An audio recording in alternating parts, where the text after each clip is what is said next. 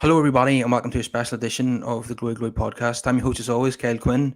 One of my regular co-hosts, Nigel, joins me, and today we have a special guest, Manchester United hero, Willie Morgan. How's it going, Willie? You know, it's going really good. Obviously, the weather's fantastic. My golf's good, which is very important. The only thing that isn't good, of course, is my old team. It's kind of heartbreaking at the moment. But other than that, things are good. And I'm still waiting on Callum McFadden. Not Callum, it'll be Brian. Callum's the lad I do the podcast with, my podcast. I play a lot of golf with Brian McFadden. Oh, right, do you? Yeah. What's the handicap these days, Willie? I play off 8. That's very good. 14 was the best I ever got, so 8's pretty good. Well, it's all right. Not bad for an old man. Yeah, an old man. Hanging on in there, you know. So, yeah. Other than that, you know, just quiet. We had a heavy night last night. We went round to visit a friend of ours for half an hour and ended up staying the night. And we went round at 5 o'clock. We went round at 5 o'clock for half an hour. Yeah. So just been lying in the garden recovering today. And when we finish the show, I'm going to pop out and play a few holes. I'm back onto the golf course here at the Mere, where I play. It's my home. Oh, that's pretty handy. That's good. Yeah, you can get 9 holes even during the winter. Then, if you're in the winter, I actually go into the 4th tee. So I start the 4th tee and work my way around, Nigel, as best I can. Very good. Well, Willie, I'm going to talk about your arrival at Old Trafford and a period after that. Kyle later on will talk to you about the current developments, the new manager's arrival, and what our hope is for season 2022-23. When you signed from Burnley in 1968, what was the first indication? Was Bertie Mee the manager at Burnley at that time, or who? No, the manager was Harry Potts. I remember Harry Potts. Yeah, Harry Potts. I joined Burnley in 1960. They just won the league. They were the champions. Yeah, Jimmy McElroy played for them then, didn't he? Jimmy was playing. Yes, he was. Great player, Jimmy. Inside right, he was. They don't have them anymore. No, all those positions have gone. Sadly, yeah. But they Burnley were great. Had a great time there, and then I fell out with the chairman, Bob Lord, and they wouldn't let me train. It was the end of the season, and we couldn't come to an agreement over a new contract. Right. And then Bob Lord got really nasty, and then they banned me from going to the ground. And in the end, they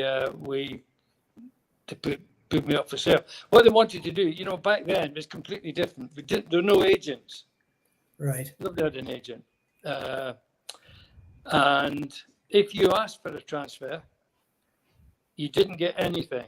If you didn't ask for a transfer and got transferred, you got 10% of the transfer fee. Right. So what Bob Lord wanted me to do was ask for a transfer, put it in writing, and I said no. Right. Because we were skinned, we didn't have any money anyway. Yeah. And 10%, I knew, roughly what I was going to be going for, around about the 100,000 mark. So it was like 10 grand. I could have bought a row of houses with 10 grand back then, Nigel. Of course. Well, was Bob Lord direct with you about the Manchester United interest, or did he play? No. What they did, they would contact me. Don't forget, there's no mobile phones back then, and we didn't have a phone. We lived in a room above a shop. I was going to say it was a flat, but it wasn't. It was a room above a shop. So we didn't have a phone, and they used to pop over. Jimmy Anderson would come over and say, "Oh, Chelsea's been in for you. Do you want to speak to us?" No. I was contacted by Don Revy, at the time, and he came over to my. I was in Diggs. We were in Diggs, and he came over and said, "Would I like to come to Leeds?" And I said, "Of course, I'd like to go to Leeds." Obviously, I knew Billy Bremner, Johnny Giles, great team, back then. Wonderful team, yeah. And I said, "Okay." He said, "Well, Burnley are asking 100,000." He said, "What we're going to do We've offered them 70,000, but there's 15,000 for you. All right. So of course it's like $5,000 more than it would get the time. Yes, I see. Yeah. But I said, okay. He says, you can ask for a transfer. Doesn't matter. We will give you 15,000 in cash. Right. A lot of money in those days. No, Nigel, I would have been a millionaire. I was fortune. It was a fortune. I could pay the bookies off. All the bookies I owed. Like myself. Yeah. Oh, hey, tell me. And so I didn't hear anything from Burnley at all. So they contacted me again, Don Revy, said, has Burnley? I said, no one said a thing. He said, well, why don't you go over and talk to the manager? So I went over, I drove over, went in. I said, has anyone else been in for me? No. So, because Bob Lord hated I think it was Manny Cousins was the chairman of Leeds. And Bob Lord hated him. They hated each other. And so he said, no. I said, please, Mr. Potts, as we called him, tell me the truth. Has Leeds been in? No. So I said, well, I know they have. How do you know? Have they tapped you up? I said, no, but I know they have. And this went on and on and on. And John Revy said, look, don't worry. Just sit it out. Eventually, if you keep refusing to go anywhere else, they'll have to sell you to us. And it went on through the summer. And then on the Friday night, I'd been playing golf. I lived in a little place called Bacup. And they had a 9-hole golf course in Bacup. And I'd gone out late afternoon. So it'd be, and this would be Octoberish, I can't remember exactly, September, October. And it was just going dark. It was about 7 o'clock. It was just going dark. And I seen this guy, he's got a trilby, trench coat, the collar up, walking up. I'm playing the 9th hole. And it's a par 3. I've got a wedge in my hand. And I see the guy, and I thought Bob Lord had sent someone to get really? So I've got my wedge in my hand. I'm not stupid, but it's true. And the guy's walking up. So I'm walking off, and I said, don't come any further, babe. I've got a wedge, and I have no hesitation about using it. And he said, no. He said, I've been sent from Matt Busby has sent me to ask if you would come over to, it was Friday, come over to Old Trafford tonight to chat to him. They want to sign you. And I said, yeah, sure. So, thought it was a wind-up. So I followed them down. And it was right. So I followed him over to Old Trafford, and I was met by Jimmy Murphy. Jimmy met me, right, and said, "Go on, son, come out here." Took me into the director's box and said, "Look, the pitch is all lit up."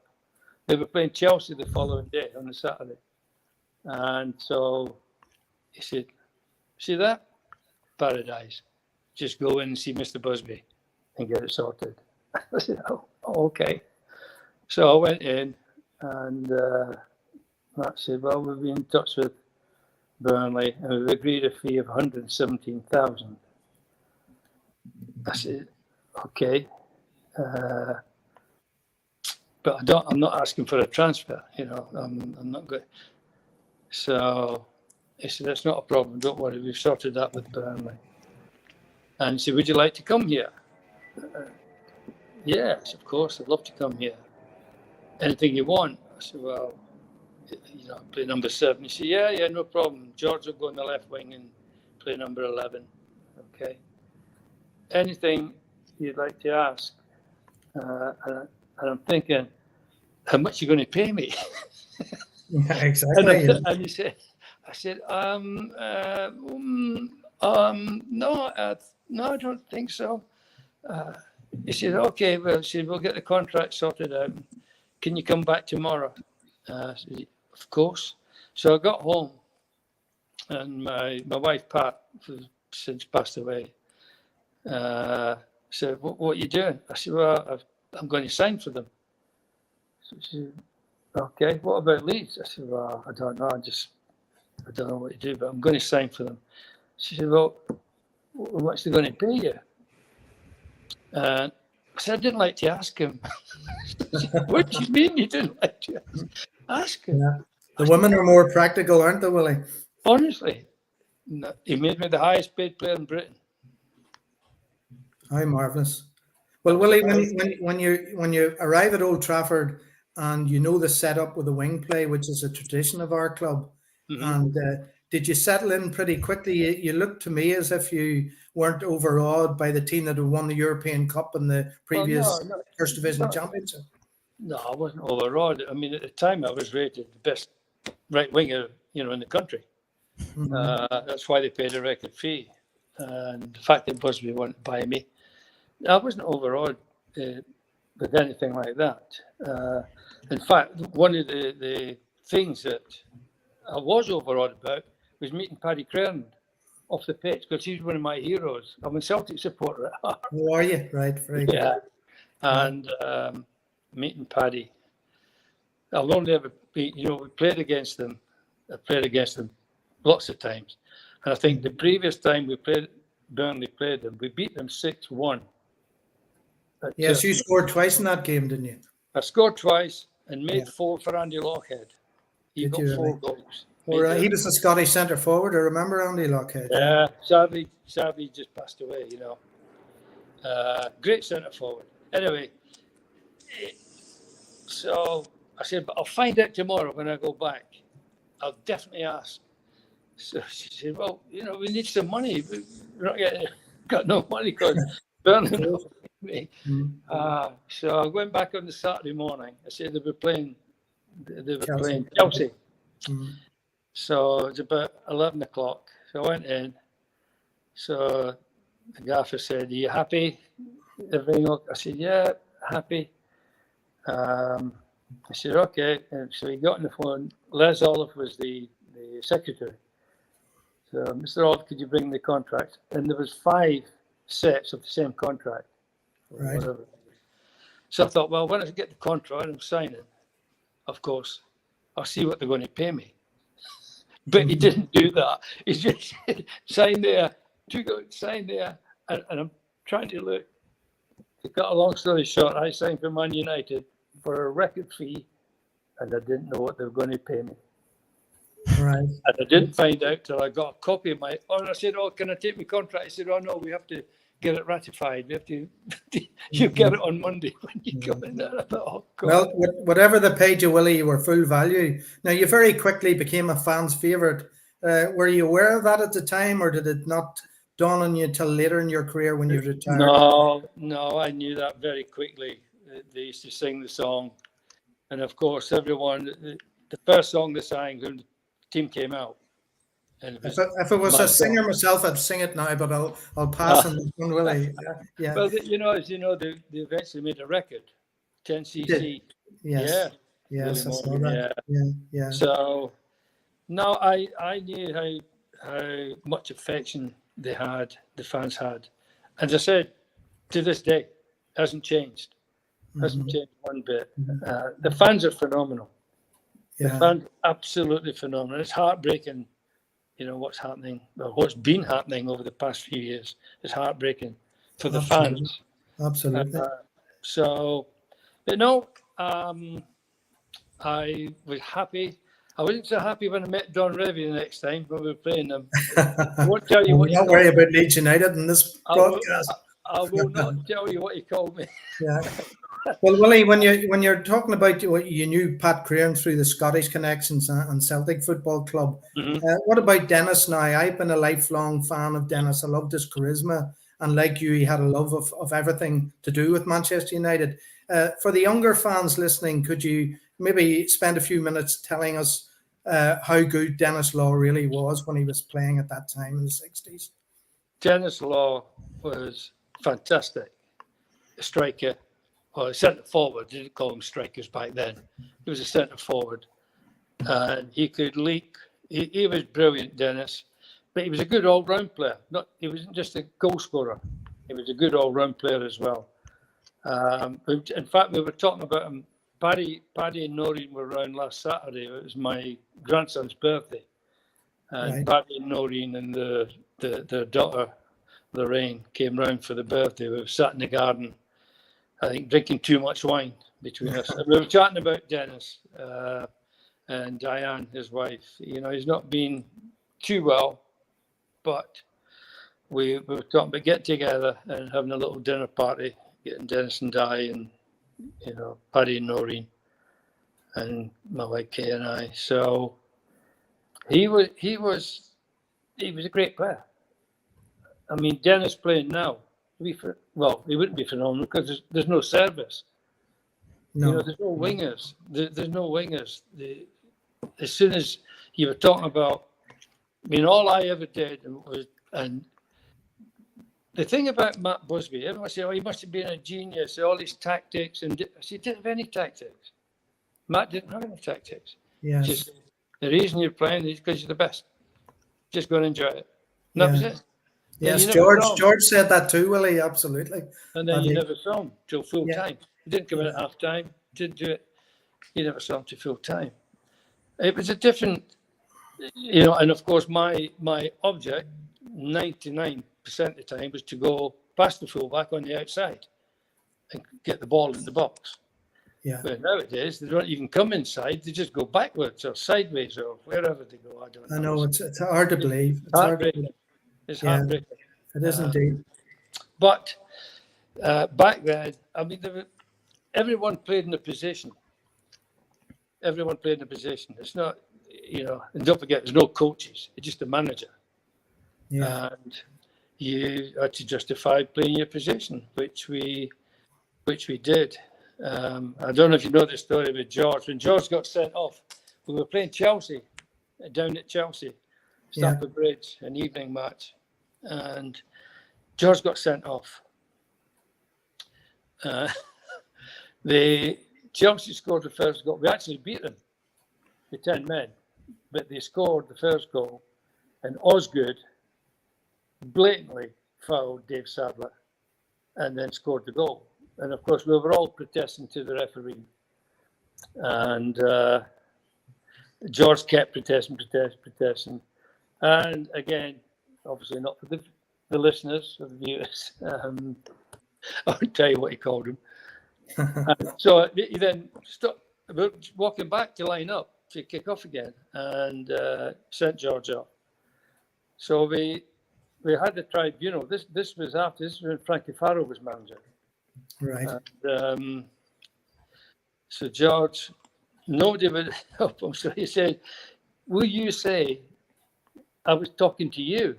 I said, "Well, wee man, I'm like 50 yards away from you on the right wing. You're on the left wing." He said, "But just say I was shouting." And I said, "Okay." And we went to this tribunal, and it was pathetic. You know, these bloody knobs sat around the table. Yeah. And they never called you by first name. Morgan, come in. Okay. And they had like Subutio players. Where were you? I said, "Oh, I was there." "And where was Best?" I said, "Oh, he was there." "And you're telling us that he was shouting?" I said, "Yeah." I said, "It was terrible. I was really upset." "Oh," I said, "I was so upset, you know, because I thought we were pals." And obviously calling me that was disgraceful. And I couldn't wait till the end to go and he said, "And where was the referee?" I said, "Oh, he was like there between us. And he must have mistaken that George was talking to him." Indeed. No, he got off. He got off. The wee man got off. The luck of the Irish, Willie. Well, tell us this. During your period, of course, the club got relegated for the first time. That was very difficult for all us fans going through that period. But how determined were all the players and yourself in particular to get back up into the big league, the first division, immediately the following season? Well, as you know, we did. And it was heartbreaking because I was going off to play in the World Cup. Yeah, 74, yeah. 70, yeah, and as we got relegated, and I had played for, I think, from January to May with injections and strappings and all sorts, and I ended up with the worst. Jesus, I couldn't walk. I could hardly walk. The groin, bad groin state. So when I joined up with the Scotland squad after at the end of the season, we joined up, I think, about 4 or 5 weeks before we went to Germany, and I spent all the time getting treatment. I couldn't play, I couldn't walk. But it was, the following season we broke every away record for attendance. The United fans, they were phenomenal. They were absolutely phenomenal. And as you know, we came straight back up. But it was wonderful. We were unlucky to go down. We didn't play that bad. It just everything, no matter what it was, you got beat 1-0, you got beat 2-1. Bad decision. Referee didn't give that. It was, just one of those things. And all of a sudden, we're in relegation. But we shouldn't have been. We were too good. We shouldn't have gone down, I'll tell you. And that's why we came straight back up when the league came straight back up. So, yeah, but it was in fact, I watched the other night. Was it Saturday? I was actually watching ITV racing in the morning, and then the big match. They have the big match thing. That's I didn't know. Big match revisited. Brian Moore, and it was our first game in the second Brian division. Moore, yeah, against Leyton Orient. And I just sat and watched it. I hadn't seen it before. It was great. Yeah. So, no, I going down was heartbreaking, but coming up was phenomenal. Well, I think, Willie, that in that season, the fans were more determined than ever to support the club because they were down a division. I attended 8 games that season. In fact, I went to Burnley. It was the first United away game that I had seen, and Lou McCarry scored the only goal. I think it was on Easter Monday. And it was the first time I heard that chant, "Oh, what fun it is to see United win away." I don't know whether you played in that game. We beat Manchester City 3-1 on the Saturday and then went to Turf Moor and won 1-0 on the Monday night. I probably did. I don't remember, to be honest, Nigel. Yeah. It's so long ago. In fact, I didn't even remember the Leyton Orient match. I'm sat watching it, watching myself scoring. Yeah.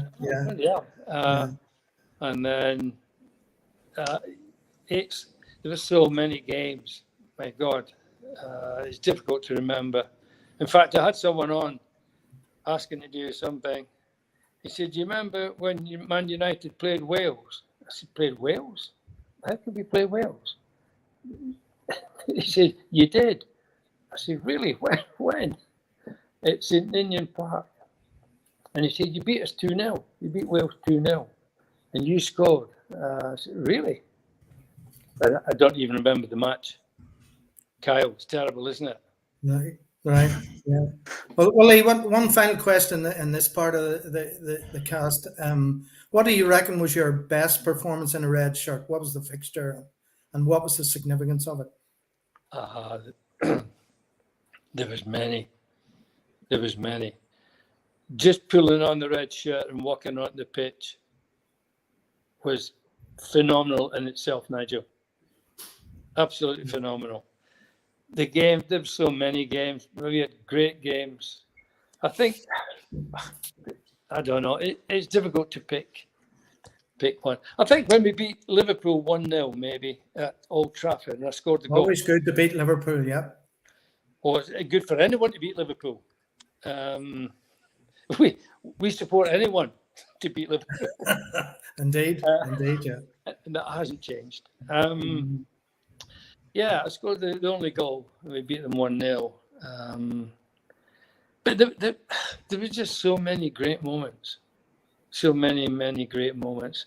My time, I cherish my time at Old Trafford. Well, can I finally say that it was an absolute privilege to see you in the flesh. Your commitment to the club, your passion for everything red was always obvious to me. And that's why the song was chanted week in and week out.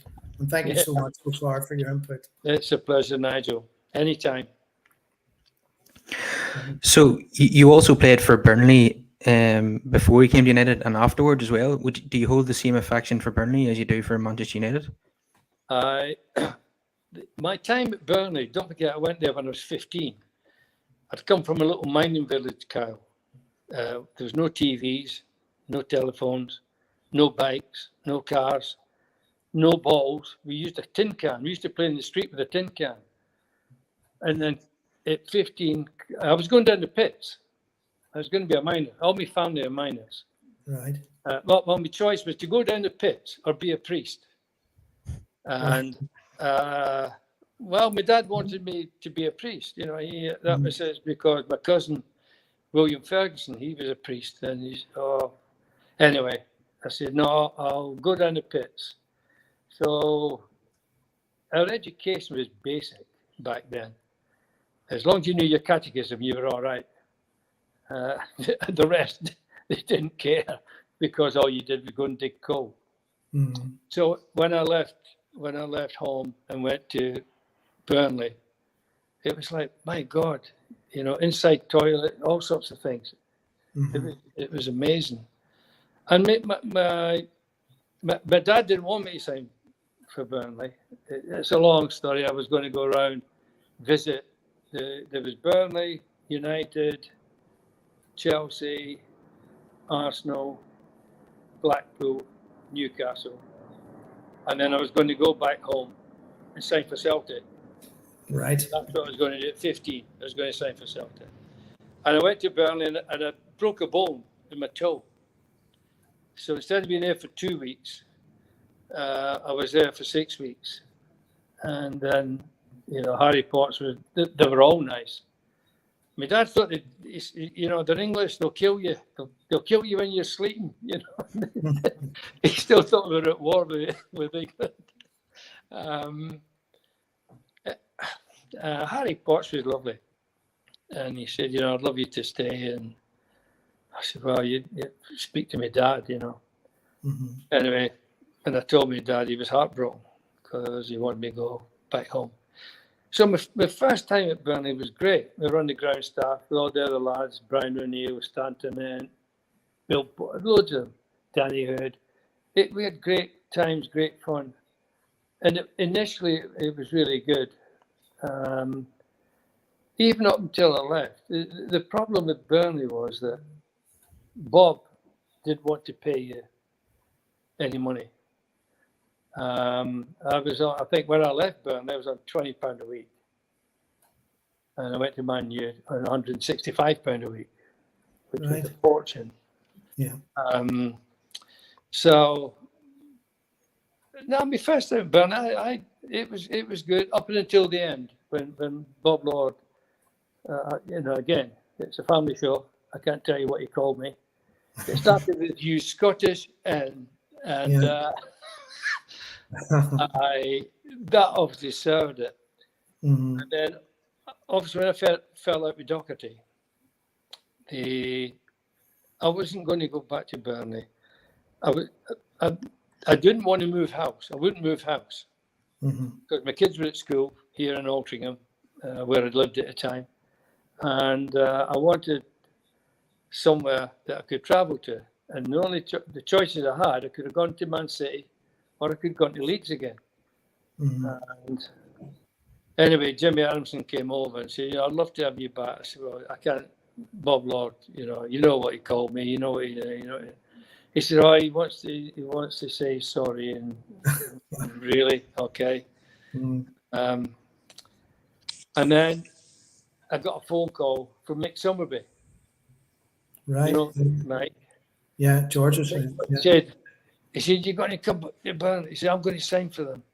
He was at Man City at the time.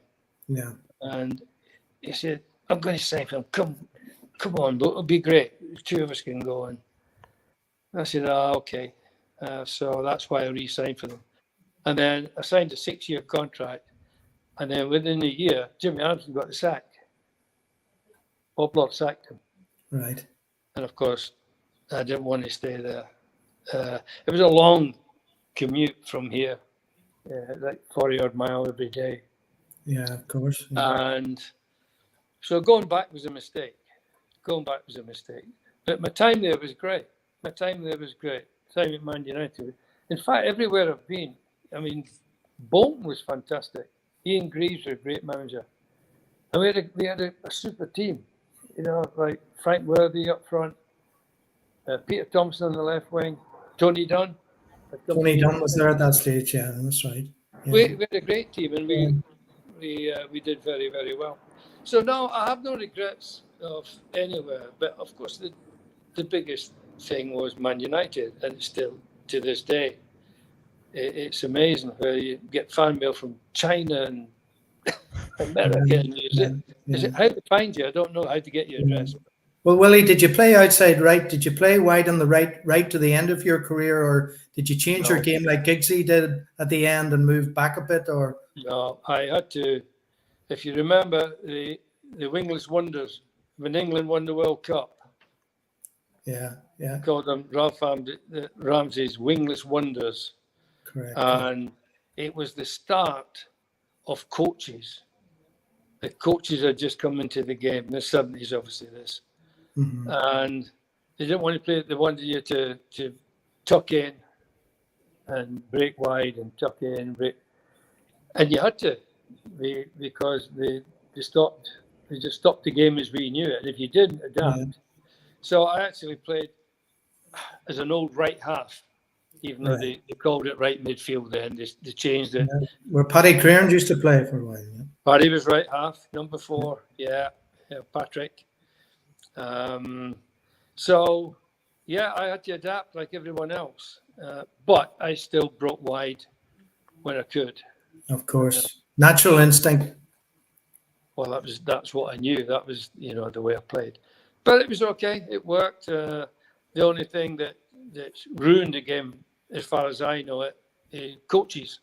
The advent or the invention or the advent of coaches, whatever they want to call themselves, they destroyed the game as we knew it. I agree. Destroyed the game. The people who couldn't play try to tell people how to play. That's cool. Somebody who can't play, tell someone. It's heartbreaking. Absolutely. And they control the game. It's heartbreaking. You know, Matt Busby couldn't get a job now because he doesn't have a coaching badge. Yeah, of course. Yeah. He wouldn't get a job. None of the great managers, Joe Mercer, Stan Cullis, Bill Shankly, they wouldn't get a job. Yeah. Bill Nicholson, It's crazy. Yeah. Coaches. And of course, we're going through it at the moment at Old Trafford. It's mind-boggling. I mean, I want to know who brought in the German, because A, I never heard of him. B, he was absolutely useless beyond belief. I want to know who appointed him, because he's the one that should get the sack, whoever appointed him. I've been trying to find out, Kyle, but they won't tell me. And then when they appoint this guy, I didn't know who this guy is either. I mean, I'd never heard of him. And you think, okay, well, let's wait and see. Hopefully, he's going to have to get rid of 10 players. He should have got rid of 10 players. He's got rid of 3. Should have got rid of 10. Yeah, there's a whole lot of draws has to go, Willie. I could go through I don't want to go through the card. I'm going to do it. But when he came and he soon took the job and said, I don't want the German at this club. I don't want him looking over my shoulder. And I thought, okay, well, I like that. At least he's got some bottle. He's not frightened. And then we played the first game this season. He put Ronaldo as a sub. Mm-hmm. What's that all about? Ronaldo is a sub. Then he comes out after the match, and again, I come back as another coach. He's just another coach. Just another coach. Mm-hmm. Anyone in the right mind. Ronaldo is still one of the best finishers in the game. No matter how old he is, he's one of the best finishers in the game. Then he comes out after the match and said, I've got to justify why I left him out, because he wasn't match fit. Okay? Well, if he wasn't match fit, why is he on the bench? Should be on the bench. Good point, yeah. Right? If he is on the bench, and he was worried about you start with him. You don't bring him on when you're 2-0 down. Mm-hmm. You don't bring him on then. It's too late. You start with him, and play him for 45 minutes and then take him off and give him a rest if he's not fully fit to play 90 minutes. You got to start with him. Yeah. And, you start with your best lineup, your best goal scorer, get in front, and then take him off. It's ludicrous. It's just stupid. It's a coach, though. That's how they think. So Yeah. I'm afraid, as much as I was hoping that this guy is going to change things, and he's still got Shaw, and he's still got Martial, he's still got Maguire. Anyway. Yeah. What do you make of this farcical transfer window? We're being linked with players who are just not United quality, like Marco Arnautovic and Adrian Rabiot. Fans are getting very frustrated. It's another, seems like the scattergun approach again. We're just been linked with absolutely everybody in the final weeks of the window. We were told that these days were over with Woodward's departure and Matt Judge's departure, but it's just the same old story, isn't it? Same old story. You know what you have to appreciate, as much as I don't like American owners, the club should belong to the supporters. Let them buy it, let them take it. But the one thing, they know nothing about football. Nothing. The American owners, not a thing. That's why they're appointing people and putting people in charge to run the club who have no idea either, because they don't know. The only thing that you can't say, well, they're not putting the money up. We've spent over £1 billion on players. So they've actually give each coach money to buy players. They're just buying rubbish. They're buying rubbish. It's heartbreaking. I mean, they're now fishing around. It's. Oh, I don't know. It's desperation. I went looking for my boots, Kyle. I've been up in the attic looking for my boots. They can come back. We would need you. I tell you what, Willie, you would have crossed in more balls on Sunday afternoon than anybody else did playing up front there. It's heartbreaking, honestly, to watch somebody wide go to a full and then turn and pass it backwards. The no man, I don't understand it. Exactly. I don't understand it. And the Ronaldo saga, it's twofold. One, if any player at the club, when Matt was manager, without a doubt, any player said, well, I'm not sure where I want to sign or play, you'd be gone within a day. Correct. Gone. That's number one. That didn't happen. And then they persuade them to stay. He doesn't want to stay. But I understand his reason. He looks at the team, thinks, even if I am playing, how many chances am I going to get to score? Are we going to win anything? No. So from his point of view, it is his age. I understand why he wants to leave and go somewhere where he's in a team that's going to be winning and got a chance to win something at his age. Because he ain't got, he's going to be a couple of years left at most. So I understand his reason, but he shouldn't be, I don't want to play. Just go. Yeah. Just go. Well, my feeling on that, Willie, is that he should have indicated to the club at the end of last season in May that one season he got 24 goals, made a contribution, but the club wasn't going anywhere next season, and the new manager was coming in and had to start and get the dressing room back to everybody committed to playing under a new team. There's a bit of a cloud on this current team because Ronaldo's still there, Well, the cloud, we had it with Pogba, and that dummy of an agent he had every other week. Oh well, he's leaving. He didn't want. He's gone somewhere. Get rid of. They should have got rid of him years ago. I agree. But the fact he did nothing anyway, and he did nothing. He was a donkey. He was, and he was better than Matic. Glad he's gone. It's you cannot have a player disrupting the club because the other players see it and think, well, if he can do it, why shouldn't I do it?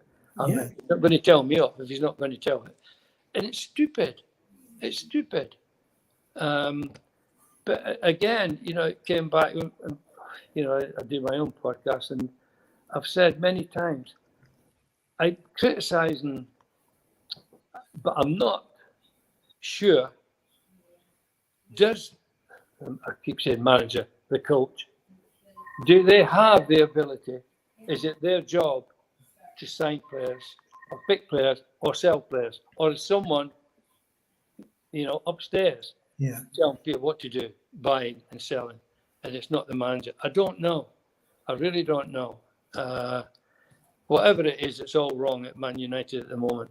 And it just looks like, a new manager or a new coach coming in, you say, okay, everyone knows who he has to get rid of.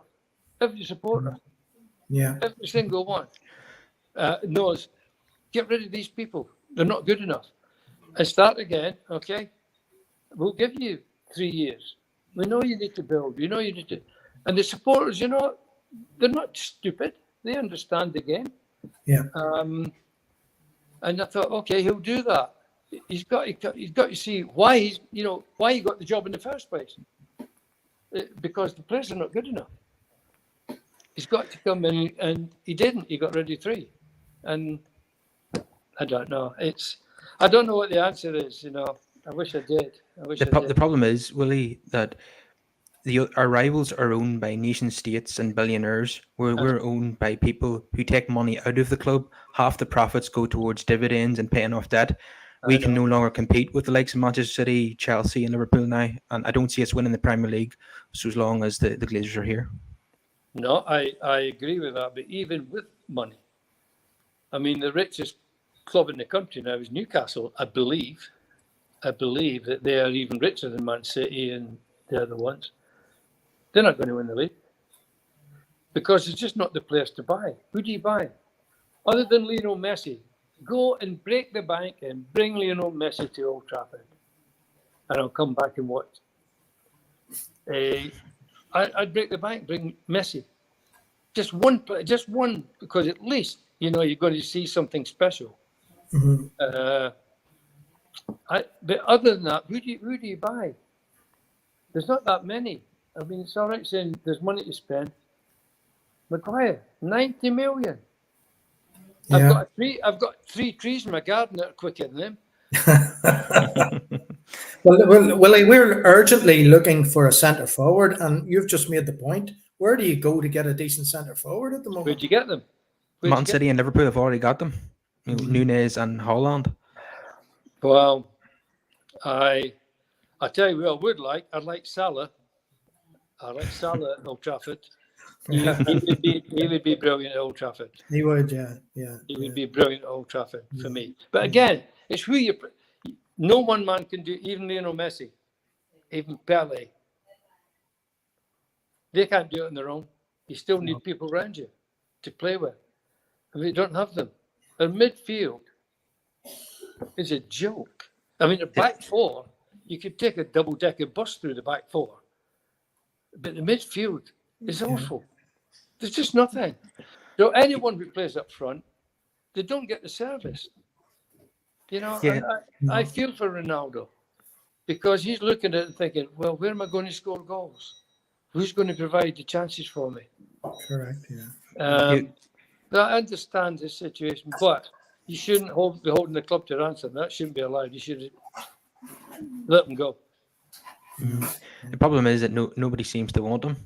I know. Because of his age. But like you said, their midfield is just a disgrace. You compare McTominay and Fred with Keane and Scholes. I mean, the difference in quality is just massive there. Well, why don't you compare them with Crand and Styles? Yeah. I remember that. And Crand and Bobby Charlton. They're not the same world, but we know that. We know that. I mean, they're just. The coaches, they're made by coaches, for coaches. They have no natural ability. They don't think for themselves. Everything's done. I guarantee he's got a board.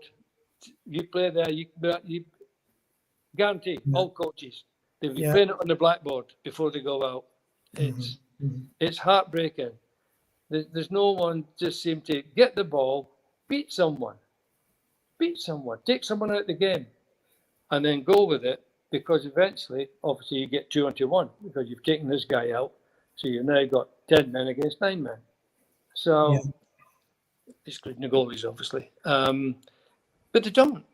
As soon as they get, pass it back, pass it back, pass it back. I don't understand the mentality. It's, and you know, I thought Rashford was going to make, and I know he's struggling, but he looked like he could have been very, very good at one stage a couple of years ago. But even he's struggling. But the other ones, Martial scored a couple of goals in friendlies. He's useless. He is useless, yeah. Why Very lazy. Why is he still there? Yeah. Fred, you just mentioned him. McTominay, Shaw, Wan-Bissaka, Maguire. And, you know, I'm going through the team. Sorry. Yeah. It's just, I don't know. And, you know, we obviously, I see supporters every day when I'm down the golf course. And they just, Willie, what are we going to do? What are we going to do? I really don't know. So, well, Willie, what about the pitch comparison? I mean, when you look back on the pitches that you and George played as ball players, attacking players, and you had to get up, you were kicked. It was a mud bath. You got up, you played on, you beat another man, you crossed it. Look at the pitches; they've everything going for them, but they just can't play, can they? You know, the one thing, and you get asked this all the time, Nigel. They get asked, and I'm sure George, if he was still here, be the same. Do you wish you were playing now? Yes, I would love to play now and pick up the wages, and I would love to play in the pitches. Do I want to play with these players? No, I don't want to play with them. They can't play. I wanted to play with the players I played with because they were all great. There were so many great players back in the 60s and early 70s. Great players, and they don't have that anymore. Yeah, the money. Yeah, of course. Wouldn't we all? But the pitches are phenomenal. They have no idea, Nigel, what we played in. The mud. I remember. I mean, after August, when the season started, September, October onwards, just mud. Every pitch you played in, or bone hard. I mean, even on the start of the season, I mean, I watched that match, the Leyton Orient match at Leyton Orient. The pit, it was bone hard. The ball was bumping and bouncing all over the place. They have no idea how good the pitches are, these lads. No idea. I speak for, and I'll tell you, I do speak for George. He would love to play these pitches, as I would. As Bobby and Paddy, not all of them. Dennis, can you imagine Dennis playing on? Oh, fabulous. And you know, you look at the goalkeepers, people comparing goalkeepers. Back then, they didn't have any gloves.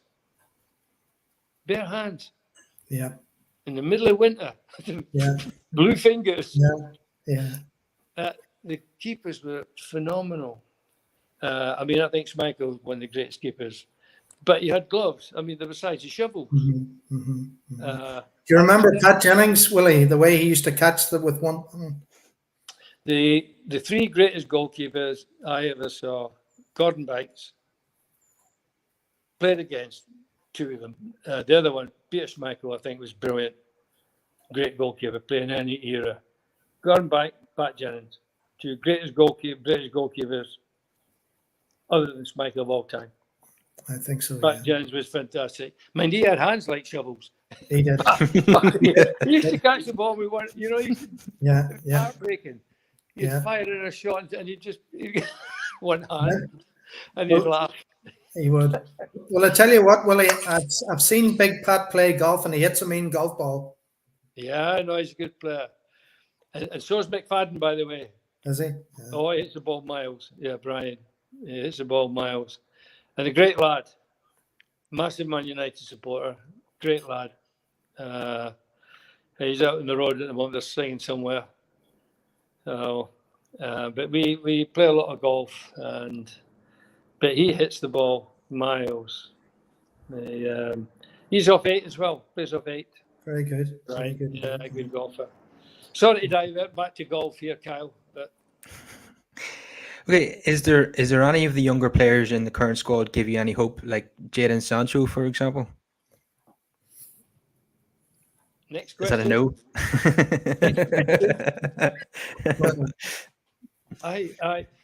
The one young lad that looked like he was going to do something, the kid that's up on trial, his name, the lad's on trial with a girl. Greenwood. Oh yes, yes. You know, he looked, and I thought, okay, yeah, he goes forward, he can beat somebody, scores. He got the makings of a great player. Yeah. And it's so sad that is so sad. I don't know what's going to happen, but whatever. Yeah. He had the makings, but other than that, I don't know. And you know, the problem is you bring the young lads into the team, but they're playing with rubbish. They get no help. It's not like coming into the old team. You know, if you got Paddy Crown and Nobby Stars and Bobby Charlton, and you bring a kid in, he's got people to play with and help him. Of course. You bring a young lad in now, he's on his own. Yeah, it reminds me of the Liverpool team of the 90s and the noughties. It had a couple of good players, but the rest of them were just bang average, and that's the way we are now, and that's why we're down in 6th position in the league. Well, I'd love to finish 6th. The worst. I mean, the match on Sunday was a disgrace. It was a disgrace. This is Old Trafford, this is Manchester United. It's heartbreaking. It's heartbreaking. That's the biggest heartbreak. Ronaldo's on the bench. If you're going to keep him, you play him.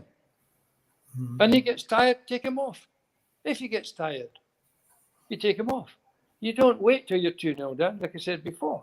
Then bring him on. He's going to change. You know, he's not a miracle worker. Yeah. He's just stupid. I was going to say management again. He's not a manager, he's a coach. Yeah. I don't like them. He played Ericsson as a false 9, and that experiment totally backfired. He put him back in midfield in the second half when he brought Ronaldo on. Ronaldo created a chance for Rashford almost right away. I know. Typically, Rashford 1-on-1 with the goalkeeper. You know, the goalkeeper saves it. You know, we knew that was going to happen. But Ericsson's not a centre. You know what you can't do is blame the player. He's not a centre forward in a million years. No. In a million years, you can't blame him. But again, it's a coach. What do they look at? How do they? I don't understand what they look at and say, well, you've got this midfield player, that good midfield player. You're not great, but he's good. I'm going to play him centre forward. Really? And he said, well, Ericsson played centre forward for Ajax, but that was like 10 years ago, and it's in the Eredivisie. You're at Manchester United, you're in the Premier League now. Playing a player like Ericsson up front just doesn't work. He's a creative player, he's not a centre forward. He's not a centre forward by any standards. And you know, you play, I don't care who you play there. Then you look at the midfield, who's going to create chances for you? Yeah. Fred, McTominay? No. They're not going to create chances. They're just average. Yeah. Average. And I'm being kind. Yeah, I think you hit the nail on the head earlier on when you said when you signed for Sir Matt and you came into that great team and Matt said, go out and enjoy yourself, play your game, get involved. And that's what you did, Willie. Nowadays, they're coached out of it now. If they have individual talent, they have to get into this coaching and they go further back from the striking position. It doesn't start at the football clubs. It starts at schools. You've got school teachers with coaching badges. 5-year-old kids, 6-year-olds, 7-year-olds, they get coached from going on a pitch. Don't dribble. Don't take anybody. Don't lose the ball. It's stupid. You know, in my day, all you had to do, anywhere in the world, go into school, ask the kids, who's the best player in the school? Kyle is. Who's the next best? Nigel. Who's the next? They'll tell you every player, the best right the way through. That's the kids, because they know. But coaches, they get coached from being kids into, they can't think, they don't think for themselves. You know, that's why when they get confronted with an opponent, they turn and pass it off. But that's a coach, that's been coached into them from being kids. So it's not necessarily their fault. For me, as I said, they've ruined the game as we knew it, is a spectacle. And, you know, you could go to a match and even finish 0-0, you would see some great moments. see somebody beating 3 or 4 players, or somebody being a great pass, or a great, it wasn't just all about goals. I mean, at the end of the day, of course, you want to win, you want to score, but you saw great, and you come away and say, "Oh, do you remember when Bobby Charlton hit that? Oh, yeah. They were great. There's none of them now, none." But in my day, Willie, you and Bestie would have put 10,000 on the gate every week at Old Trafford, bringing it up. Do you remember when it was 63,000? 63,500. Yeah, and you couldn't get us. You guys were captivating, wonderful, exhilarating, talented footballers. That's the difference today. It was, yeah, and you're going back to Matt. Just before, before I went out, I said, I signed on the Saturday morning, and he said, "You're going to stay and watch the match?" I said, "Oh, Mr. Busby, I'm playing golf at 2 o'clock at Bakehill." And he said, "Really?" I said, "Yeah, it's a competition." Oh, I said, "Okay, no problem. We'll see you on Monday. We'll see you on Monday." And I went back and played. They got beat 4-0, by the way, if you remember. Yeah. Chelsea beat them 4-0. Mm-hmm. So I played on the Wednesday. I made my debut against Spurs. Mm-hmm. Cyril Knowles. Nice one, Cyril. The left back, yeah. They're still looking for him. I buried him. I think we beat them 2-0. And that was my debut. And I said, Matt just said, I was a bit apprehensive because I hadn't been training. I wasn't allowed to do any pre-season training with Burnley. Right. I just kept myself fit playing golf and do a little bit of running, but I didn't any. And he said, "The reason you're here, son, because you're the best in the world. Just go out and enjoy it. That's all you have to do. Just go out and enjoy it." And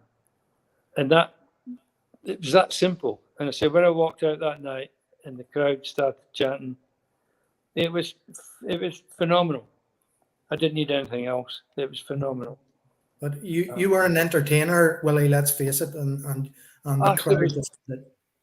Yeah, but there were a lot of players in that era, and there were lots of them great entertainers and great players. Yeah. And I say United had a load of them. Just a great team. And we still see each other. The ones that are still here, we still meet up. See Stepney now and again. I said, "Dennis, right. We're going to get together." Crowd, I see him, yeah. Bobby was a member at the Mere where I play, but right. He's not been playing recently. I've not seen Bob. We all still, nobody moved. Everyone stayed in the area. Yeah. When we retired, they're all still here. Yeah. Well, Willie, what about your big mate, Big Jim Houghton, 6'2"? That was tragic when he died so young. Jim. He was a character. He was a great guy. He was a great guy. I used to give him a lift up to Scotland when we were going to play for Scotland, because he lived on the way to Glasgow. He lived in a little village just on the way in. And I would go up and stay the night in the hotel with the rest. And Jim would stay at his house on the Saturday night and then meet up on the Sunday morning with the squad to go off to Largs. Yeah. So we became very, very friendly. He was a great guy and a good player. A hell of a player. Yeah. Always lovely to remember Malcolm McDonald, played for Newcastle, centre forward. Yeah. Mm. Well, he was at Newcastle at the time, and we were playing them at Old Trafford. And we come into the pitch, and Malcolm said, "Oh, Willie, how are you? How's things?" I said, "Oh, it's great, Mark." I said, "Malcolm, what did you say about Jim Houghton?" And he said, "What do you mean?" I said, "Well, you must have said something bad." I said, "He's talking about killing you." And he said, "What? I didn't say anything. What you said?" I said, "Oh, you better have a word with him because he wants to break you." Malcolm, I don't want to play against him. Because Jim was sent half at the time. Yeah. And nobody said anything. I was just winding him up. So, he died too young, didn't he? Yeah, heartbreaking. The other lad I see still, Jim McCalliog. Remember Jim? I do. Good Scottish midfielder, yeah. Yeah, still talk to Jim. He was down. not so long ago with his wife. Great player, great guy. But, you know, there were back then. The players were great. We all played golf, or most of us played golf. That's the only thing that George didn't do that he should have done. He was a great table tennis player, George. Right. But he didn't take up golf. Should have done. Should have done. But we all got on, and Matt was like your dad. When I was at Burnley, you weren't allowed to speak to the directors or the manager unless they spoke to you. Oh, I see. They had to speak to you first, yeah. And then I came, and after the match on the Wednesday night, Crown said, well, we're going uptown. We're going up to this little Italian restaurant. And he said, Matt and Jean and tennis. And I said, the gaffer? He said, yeah, why? He said, we go out every Saturday when we've got a home game as well. We go out for dinner. I said, with the manager. It's brilliant.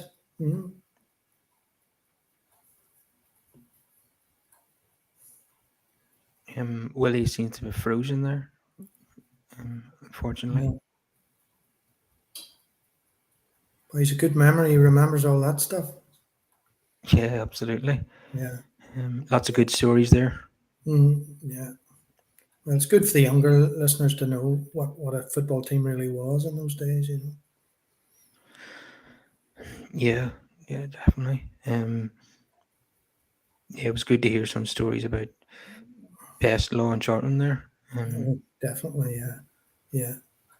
Because with Charlton and Dennis, with Bobby and Dennis being so ill now, Kyle, you don't know how long they'll be with us, you know. Yeah, I know, given their current, I think both Bobby and Dennis both have dementia now, don't they? Unfortunately. Yeah. So yeah, I would have loved to have had both of them or one of them on the podcast, but it's probably not going to be possible now, unfortunately. No, unfortunately not. Yeah. We'll wait and see now if Willie's able to sign back in again. Right. Okay.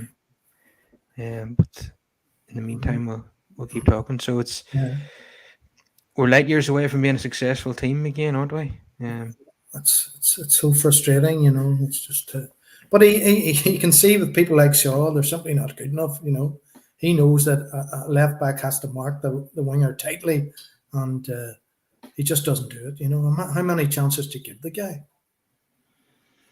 I know. I hope that he starts Malasaya against Brentford at the weekend now, because he gave Shaw a chance and he didn't take it. So you like to think that he'll start his own signing now in the next game. And that midfield of McFred simply cannot start another game. There's just no way. No. This is the 5th season now of them two, and they've started off as badly as they finished the previous season. So he needs to look at other options now, like Garner and Van der Beek, like you said yourself. Yeah, I'd love to see that. I'm beginning to have my doubts now whether we can actually play Eriksson and Bruno in the same 11. I don't know, you know, just because they're two names, doesn't look to me as if we can adapt and play both of them. Because Bruno's not in form, hasn't been for a long, long time. That's an interesting point. Yeah. Hello, Willie. We lost you there for a second. I know. It's. I think you needed a beer there, Willie. Did you? No, the phone overheated. Look, I can't use these things, by the way. Okay, my wife. Oh, either can I. Kyle's the expert. Oh, there we go. So I've moved, obviously, because it overheated. Oh, right. Okay, so I was just going to ask you, is the one disappointment in your career is that you never got to pull on the green and white hoops of Glasgow Celtic? You know, no, it wasn't. My when I was 15, as I explained before, the Celtic signed me. Jimmy McGrory was the manager. And then when I was 18 and signing pro, because you weren't a full pro from 15 to 18. And at 18, you signed professional. And Jock Stein was the manager then. And he came and asked me if I would go back to Celtic then. And obviously I said, no, I'm staying at Burnley. And then when I was on the transfer list with Burnley, 68, Jock came back again. And I actually went up to Parkhead, took my dad, and met Sean Fallon. He's Jock's right-hand man, Sean Fallon. And he showed me, my dad was over there. I mean, to be shown around Parkhead and meeting Jock's team for him was like meeting the Pope, you know. Yeah. So, and I couldn't move back. But at the time, it said the Leeds offer was that was before Man U had come in. I mean, they only come in on the Friday and are signed on the Saturday, Man U. So would I have liked? Yes, I would. Of course, I would like to play it, just for my dad's sake, more than anything else. That would have made. What he wanted to do was be born in Ireland, green blood, and play for Celtic. That was his 3 wishes. And for him, that's the only regret, that I didn't do it for him. But for me, no. I wouldn't have changed going to Man U to go back to Celtic. As much as I love Celtic, Man U was the right move. And it's just sad how it ended with Doherty. And of course, we ended up in the Old Bailey, as you probably know. He sued me for libel. And I was captain 74, 75. And I just signed a new 6-year contract that year. What age were you at that stage, Willie? Oh, Early 30s. You were born in 44, weren't you? 74 I was born, wasn't it? Was it? Oh, okay. 44. Yeah, I was 30. I was 29 I was actually at the time. But I signed a new 6-year contract to take me, to the end of my days. Yeah. Then they was to stay at Old Trafford, after I finished playing. That was the plan. And then, of course, Doc, he did Dennis, he did Paddy, he did George Graham, and then he did Jim McCalliog. And that was when he went in to see him on behalf of Jim McCalliog, and didn't realise it started on me. I was still captain. We were top of the second division. We were looking great. And when we actually went to court, it was in 1970. I can't exact it. I think 76. I was at Bolton at the time. And we subpoenaed the minutes of Manchester United's board meetings. And what he'd done, he'd gone into a board meeting.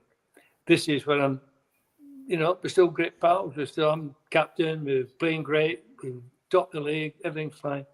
And because I had gone in on behalf of Jim Holt as captain, and said, Jim McCalliog, who he wasn't being very nice with, and he obviously decided it was my turn, without telling me, of course. So he'd gone to a board meeting and said, "Well, I've had Willie Morgan and he wants to leave." And he said, "He just signed a new 6-year contract. He's our best player, and we can't afford to let him go." And of course, the board said, "Of course not. Can't let him go."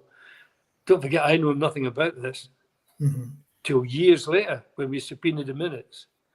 He then gone back again. He did it 3 times, and said, "This is now when the wound had opened, February, March, and I knew what he was doing. We were at loggerheads." He'd gone back in and said the same thing, and said, "And I reckon," this is him now saying to the board, "I recommend we keep him. He's got a contract and he has to stay." And the board, of course. And then at the end of the season, he called me in and said they were going on a close season tour to Australia, wherever. And he said to me that, I see, it's been a long, hard season. We've won the league. Get ready for next year. We would like to pay for you and the kids, like the kids to go on a holiday. You don't have to come on this tour because it's been a long, hard season. And it'd be good for you to have a rest. And I said, okay, whatever, if that's what you think. I left his office. I went over to somebody's house. And I'm driving back. And it came on the radio. Willie Morgan's been placed in the transfer list. What? Anyway, that's how he got me. Terrible. And then again, I couldn't find him. I did look for him. It was only 5 years later, when I did the ran the TV, and then he sued me for libel, and we subpoenaed the minutes. And what he'd then done, he told me that they wanted the club was going to take for a holiday for me, like I said, and then got to the board directors and said he's been in again, and he said he's never going to kick another ball for Manchester United. That's it. And he said no matter how and this is the board, no matter how great he is, we can't afford. We're going to have to let him go. That's terrible. And I still don't know anything about. Don't forget, it's years later I find this out for the trial at the Old Bailey. Very clever little man.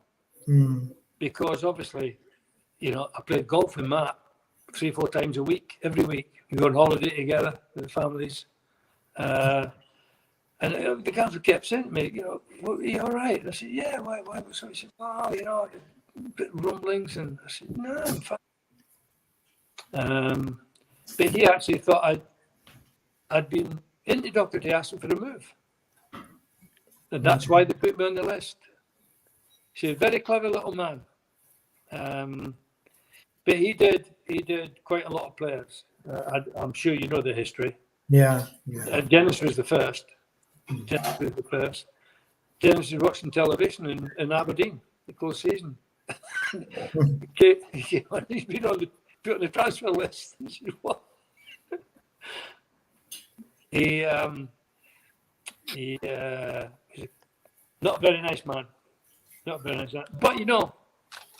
and I've said a million times, if he had stayed on as manager of Man United, of Scotland, we could have won the World Cup in '74. We never got beat, No, that's right. Withdrawals. And if he'd have stayed on, he obviously took the United job.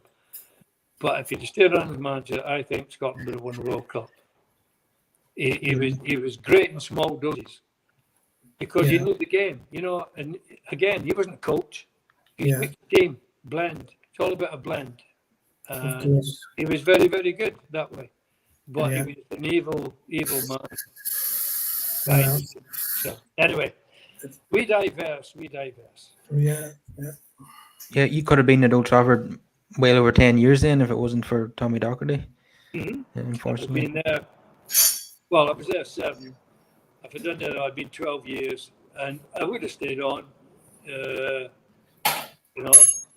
This manager or something like that, with a view of obviously becoming the manager. But it changed my life. But still here. Yeah. Still here. Well, it was the club's loss, Willie, in my opinion. And of course, Jim McCallio went on to play for Southampton, who beat us in the final the following year after he was released. I know. He keeps telling me about that. I still think Bobby Stokes was offside, Willie. He was. Absolutely right.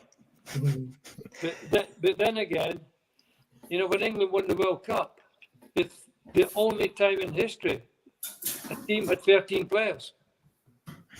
Yeah. Referee, 2 linesmen. They all got cup winners' medals, I wouldn't be surprised. And they all went to the reunions every year. Well, here, tell me this: were you playing golf with Dennis Law? He said he went and played golf that day. He He did. watched the final. No, I wasn't playing with Dennis that day. I know he did. I didn't see the match either, by the way. I was playing golf at somewhere else. So I wasn't with Dennis. No, Dennis was playing golf. I know. Yeah. Well, you know.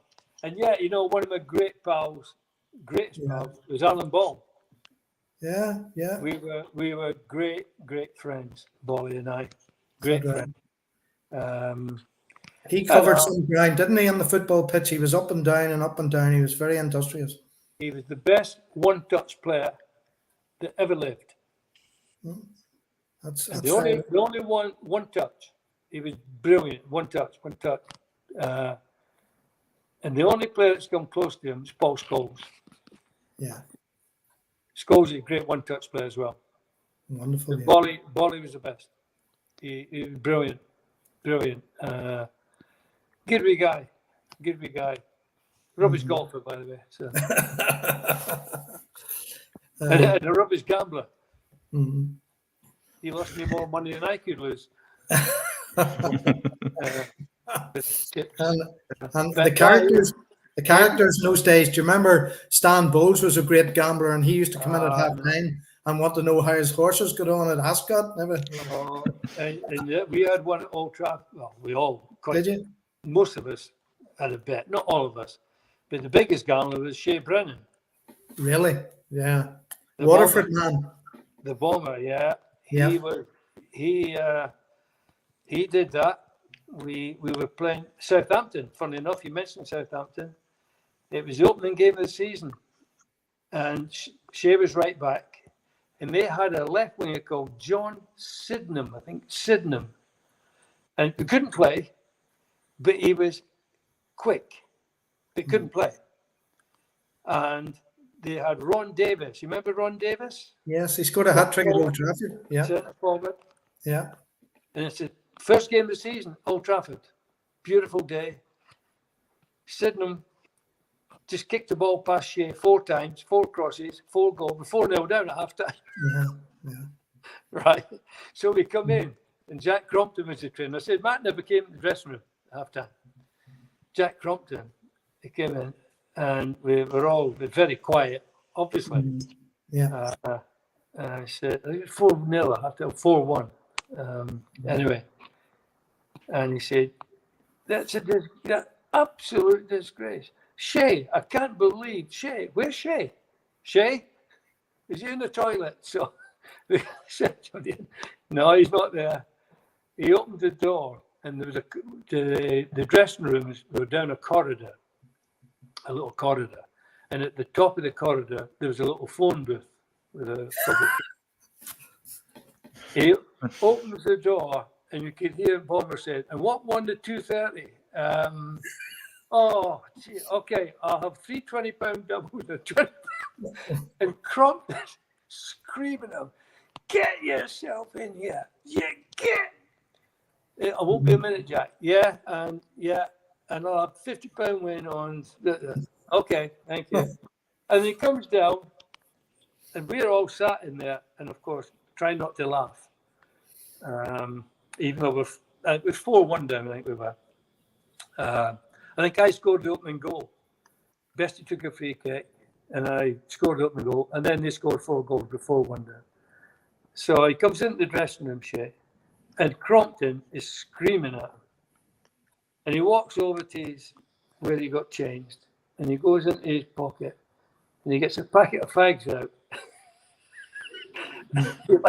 He lights the fag, and Crompton's screaming, what's wrong, Jack? What's wrong? He said, this guy, kick him. He said, Jack, I don't want to spoil his day. He's having a great day. You know, it was the last time Shea ever played. He never played again. But he was a great character, you know. But they all were, you know, just great camaraderie, great fun in the dressing room. Everyone got on. Everyone. That's great. That's great. Anyway, there we go. Yeah. Okay. Well, it's been an absolute pleasure to have you on the show, Willie. I'll let you get back to the golf course now. I'm just going to go out and play 9 holes. It'd be perfect. It'd be very quiet. All the golfers have gone home now, so I just go on the fourth tee. So I'm back on the fourth tee, so I'll go out and I'll play 9 holes. Hopefully hit the ball straight. Hopefully. Well, thanks a lot, Willie. It's been an absolute pleasure. As Kyle says. You're a legend and always will be in my eyes.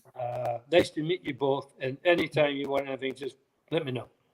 Cheers. Thank you. Will do. No problem at all. Okay. I'll see you later. Give my regards to all your listeners. And I don't know if you go on YouTube. Yeah. This is broadcast on YouTube as well. Yeah. Well, all the viewers and the listeners, pass on my regards to all of you. With 2 great guys. Thank you very much. Cheers.